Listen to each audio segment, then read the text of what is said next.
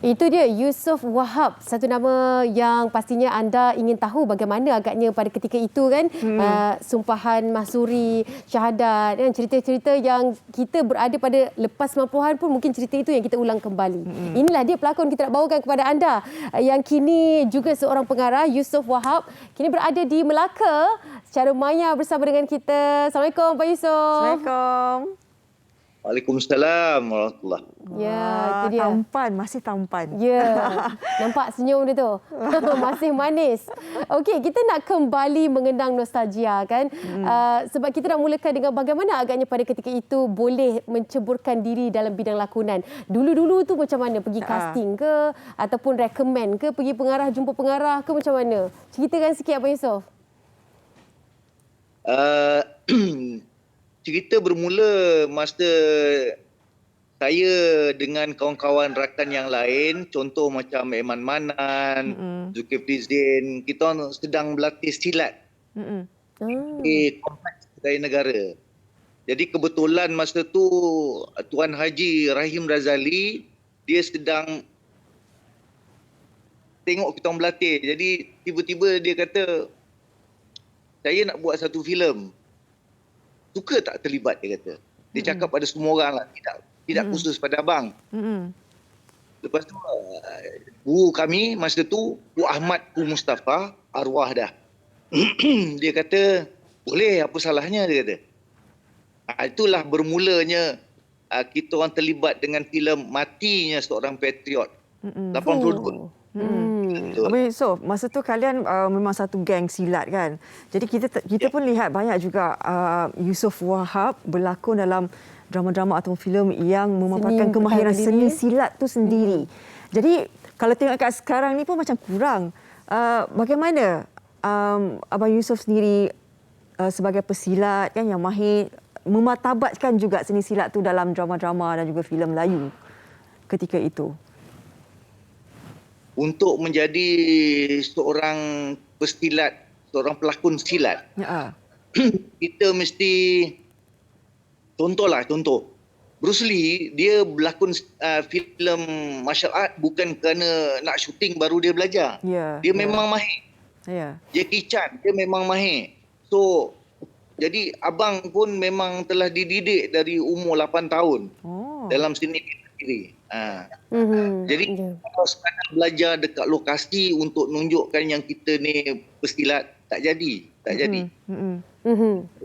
Abang punya kepakaran dalam ataupun kemahiran dalam silat apa bang? Kalau boleh kongsikan bersama dengan kami. Banyak. Salah satu daripada dia Salah satu pada dia sendeng, pukulan langkah 9, cimande. Dengan Pak Ku, silat gayung Jawa. Yang dalam banyak-banyak tu saya kenal silat gayung. Okey Abang Yusof, kita nak tanya juga dulu-dulu tu yelah kita tahu pernah dinobatkan sebagai pelakon pembantu lelaki popular ABPBH, dan masa tu yang paling muda umur 20 tahun.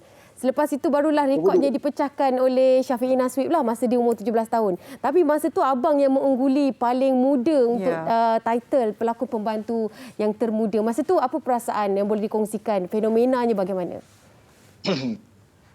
Masa tu tak terfikir pun yang kita ni popular kan. Pasal iyalah baru cebur satu filem kan tiba-tiba menang award. Lepas tu iya ke? Jadi tak mungkin kan pasal tu ada star-star lain lagi yang lebih hebat dari kita kan. Tapi mungkin abang ada package masa tu bang. Abang ada rupa, ada pelakon rasa baru, diri masa tu kemahiran. Package yang abang ada masa tu kan. Kebetulan. Jangan begitu. Aduh. Sebab pada masa tu memang lelaki-lelaki ataupun pelakon lelaki tu menjadi kegilaan tau. Dia ada karakter tersendiri masa tu. Apa kekuatan abang sebagai pelakon pada ketika itu? Abang rasalah. Abang rasa bukan kerana penampilan abang sebagai rupa yang orang kata ada package gitu, bukan, tapi pada abang mungkin kerana silat tu lah. Silat tu ya. Ya, itu dia. Abang, bila abang cakap pasal silat ni kan, sekarang ni macam mana abang pun sebagai pengarah kan, abang dah melakukan jiwa abang sepenuhnya macam abang cakap tadi, kalau kita nak tunjukkan kita pelakon silat, kita kena ada ilmu di dada kan. Jadi sekarang ini bila abang melihat ramai pelakon-pelakon baru, pengarah-pengarah baru, bagaimana dengan pandangan abang lah sebagai pelakon dan juga pengarah, perbezaannya dahulu dan sekarang? Lakon dulu, contoh Tamam Idris, ataupun S. Kadarisman, Nordin Ahmad. Lakon dulu dia memang ada latar belakang silat. Sebab itu dia tidak perlu nak berlakon yang dia tu kononnya pesilat. Tak perlu. Dia berdiri saja, figure dia orang tengok aja orang tahu. Dia ni ada latar belakang ni. Tapi kalau sekadar on set baru nak belajar tepis, tumbuk, kita boleh kenal lah kita pakai kereta begini, lepas tu kita nak modify jadi Lamborghini. Tak boleh. Dia tetap kereta tu juga kan. Ya. Kan? Abang Yusof, Lamborghini tetap Lamborghini. Dia tetap. Ya. Dulu selalu dibagi karakter jahat-jahat karakter antagonis pun selalu juga masa tu. Susah ke, senang ke ataupun bagaimana nak membawakan watak pada ketika itu, cabarannya? Masalah pada abang ketika tu, kita tak pernah pukul orang. Tiba-tiba kita nak pukul orang dalam cerita tu. Dengan watak yang macam tu. Macam mana cara ni?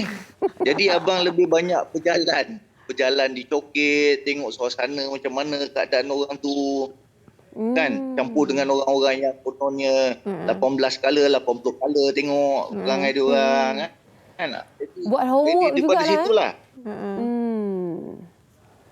Abang, mungkin nasihat abang lah juga kepada pelakon-pelakon baru dan juga pengarah-pengarah baru kan, untuk kita memartabatkan jugalah seni lakonan, seni pengarahan dalam industri kita ni.